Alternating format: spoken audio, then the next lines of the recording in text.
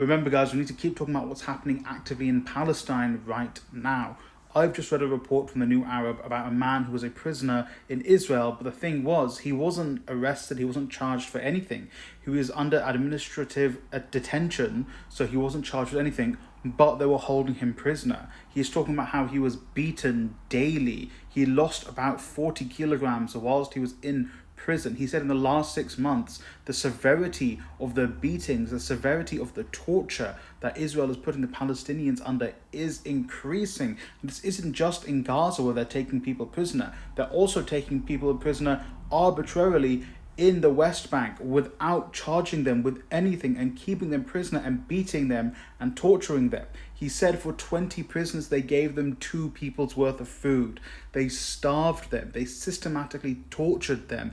They beat them. This man was left with scars and bruises and cuts all over his face and body. It's been about a month since he's been released and he's still not recovered from those beatings. That's what Israel does. When you see your politicians defending Israel, when you see these Zionist groups talking how great Israel is, they don't tell you how Israel beats and tortures their prisoners. And remember, they take children prisoner as well and lock them up without any charge, and they beat and starve and torture them.